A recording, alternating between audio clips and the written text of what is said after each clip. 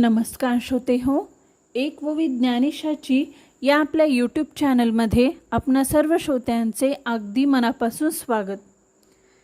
श्रोते हो, आजच्या भागात आपण श्री ज्ञानेश्वरीच्या 400च्या पुढील अध्याय 6 यामधील 400च्या पुढील वव्या पाहणार आहोत. या वव्यांचे वर्णन करताना भगवान परमात्मा आणि अर्जुन यांच्यामधील संवाद आज आपण पाहणार आहोत. इथे अर्जुन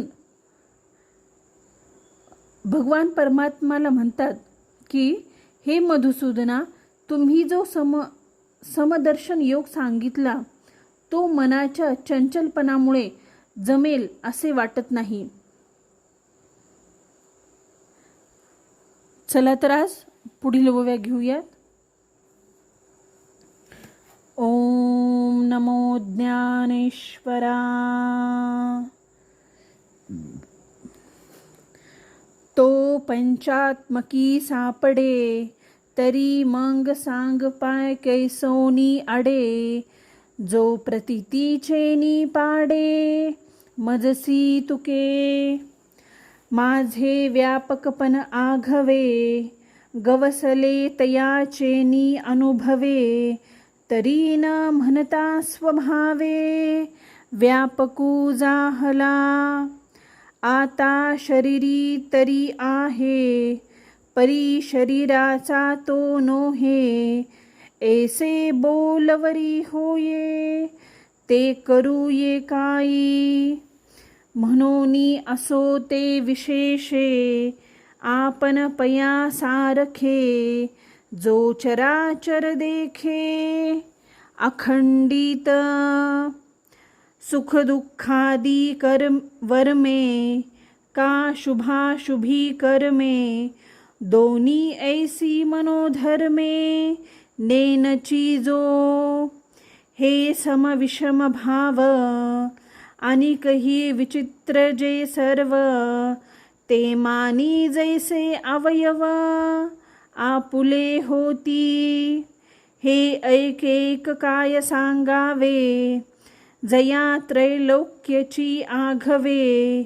मी ऐसे स्वभावे, बोधा आले. तयाही देह एकू करी अंथी. लौकिकी सुखदुःखी तया ते म्हणती. परी आम्हा ते ऐसे प्रतीती, परब्रह्मची हा. म्हणूनी आपण पा विश्व देखिजे, आणि आपण विश्व होईजे. ऐसे साम्यची एक उपासीजे, पांडवागा. हे तू ते बहुती प्रसंगी, आम्ही म्हणो याची लागी. जे साम्या परोती जगी, प्राप्ती नाही. या वव्यांचे निरूपण करताना माऊली महाराज इथे सांगतात, माझे व्यापकपण त्याला अनुभवाने कळले आहे, म्हणून त्याला व्यापक असे जरी म्हटले नाही तरी तो व्यापकच आहे. आता तो देहधारी असला तरी त्याला देहात्मता नसते. अशा त्याच्या स्थितीचे शब्दांचे वर्णन करता येत नाही. हे अर्जुना, आता जास्त बोलणे नको.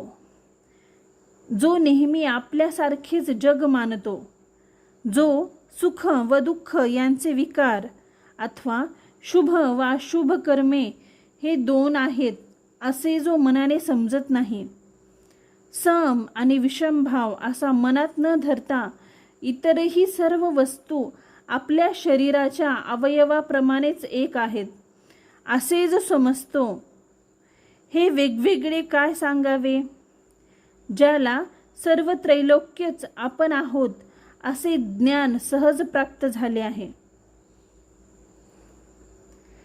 त्याला शरीर आहे ही गोष्ट खरी आणि तो सुखदुःख भोगतो असे लोकही म्हणतात. पण आमचा अनुभव असाच आहे की तो परब्रह्म आहे. म्हणून आपल्या ठिकाणी जगत पाहावे व आपण जगत व्हावे. हे अर्जुना, अशा एका साम्याचीच उपासना कर. तू समदृष्टी ठेव. या जगात दुसरा लाभ नाही, असे आम्ही यासाठी पुष्कळ प्रसंगी सांगत आलो आहोत.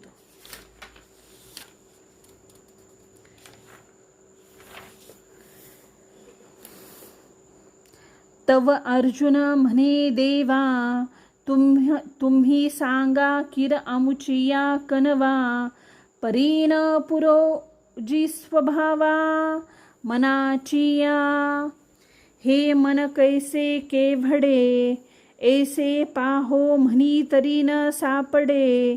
एरवी रहाटया वया थोडे, त्रैलोक्य यया.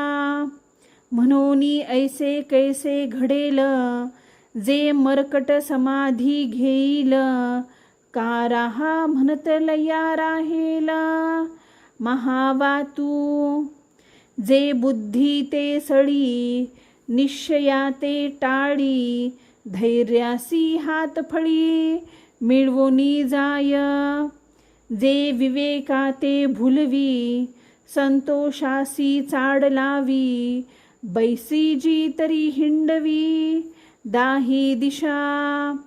जे निरोधेल घे ओवाओ, जया संयमोची होय सावाओ. ते मन आपुला स्वभाव, सांडिल काई. म्हणोनी मन एक निश्चळ राहेल, मग आम्हासी साम्य होईल. हे विशेषही न घडेल, याची लागी. तव कृष्ण म्हणती साचची, बोलत आहासी ते तैसेची.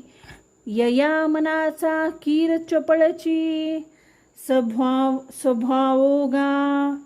परी वैराग्याचेनी आधारे, जरी लाविले अभ्यासाचे मोहिरे.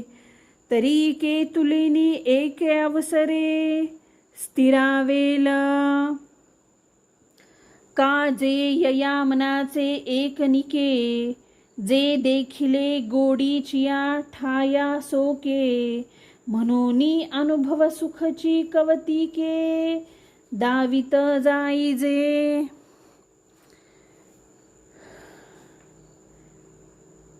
अर्जुन म्हणाला, तुम्ही दयाळू होऊन हा समतेचा मार्ग सांगितला खरा, परंतु मनाच्या चंचल स्वभावापुढे आमचा टिकाव लागत नाही. हे मन कसे आहे, केवढे आहे, हे पाहू गेल्या सापडत नाही. त्याला भटकण्याला त्रैलोक्यही अपुरेच पडते. मग ते मन कसे स्थिरावेल? माकड कधी शांत बसेल काय? सोसाट्याचा वारा कधी थांब म्हणता थांबेल?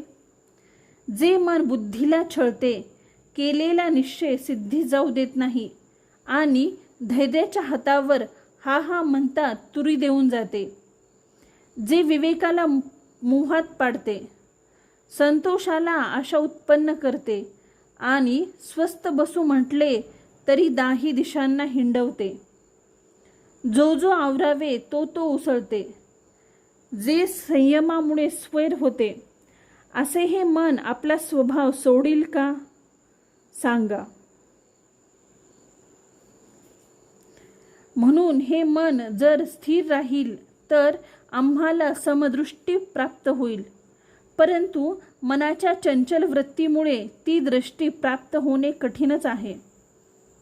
तेव्हा श्रीकृष्ण भगवान म्हणतात, तू जे बोलतो आहेस ते सत्य आहे. अत्यंत चंचल असणे हा मनाचा स्वभावच आहे, परंतु वैराग्याच्या बळावर मन जर अभ्यासाकडे लावले तर काही वेळाने ते स्थिर होईल. कारण मनाच्या ठिकाणी एक चांगला गुण आहे, याला ज्याची चटक लागेल त्याच ठिकाणी राहिला ते सोकते. म्हणून त्याला कौतुकाने आत्मानुभव सुखच वारंवार दाखवीत जावे. श्रोते हो, इथे आपल्या ज्ञानेश्वरीच्या 6व्या अध्यायातील 420 ओव्या पूर्ण झालेल्या आहेत. झालेली सेवा मी सद्गुरू ज्ञानेश्वर माऊलींच्या चरणी अर्पण करते. व्हिडिओ आवडल्यास प्लीज चॅनलला लाईक, शेअर आणि सबस्क्राईब जरूर करा. व्हिडिओ कसा वाटला हे कमेंट करून जरूर कळवा. धन्यवाद. ओम नमो ज्ञानेश्वरा.